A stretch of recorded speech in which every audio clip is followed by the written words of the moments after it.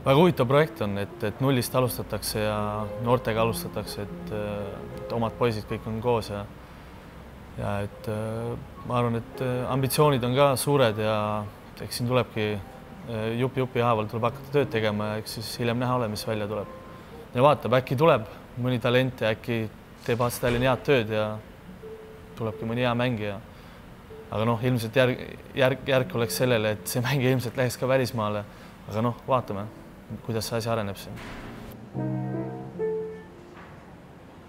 Ma arvan, et see HC Tallinna filosoofia ongi ainuke õige, et ses suhtes, et nagu ma enne ütlesin, et kui sa tahad sponsoreid, siis sa pead tulemust näitama. Ja tulemust sa saad näidata, sul on kaks varianti, kas sul teevad oma noored tööd ja oma noored toovad tulemust sulle või siis ostad mängijad. Aga nagu ma enne ütlesin, siis ei ole see asi veel nii kaugele jõudnud. Ma arvan, et HC Tallinn peaks enne näitama kõvat noorte tööd ja millalgi Eesti meistriks tulema. Ja ma arvan, et selline asi ärataks huvi paljudes inimestes, et kus on nullist alustatud ja loetavasti kiirelt tippu jõutud. Ma ütlen ausalt, see on siuke kuidagi orgaaniline kasvamine,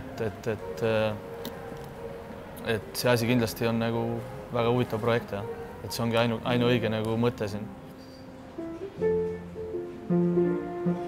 Ma arvan, ma üritan veel mängida välismaal äkki 4-5 aastat.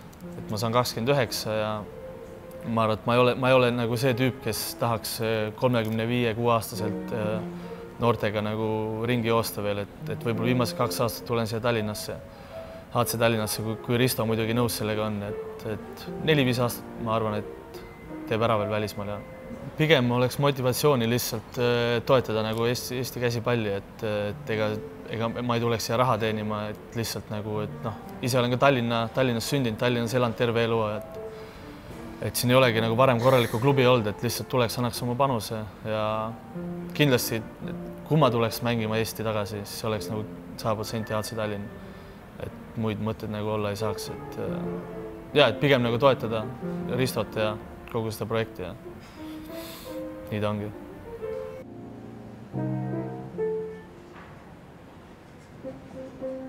Need, kes Tallinna poisid on, et need võiks ikkagi siin viimased aastad teha, et kas või 1 või 2 aastat, et võib-olla Martin Johanson ja Mikk Pinnonen äkki ja ikka need, kes siin Tallinnas üles kasvanud ja Tallinna poisid, oleks äge projekt.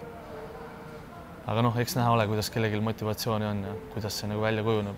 Et ma arvan, et sellise kvaliteediga ei oleks raske Eesti meistriks tulla. Eesti meistritiitel on mul puudu, et selle võib kunagi äkki kätte saada. Oleks tore ja muidugi HC Tallinnaga.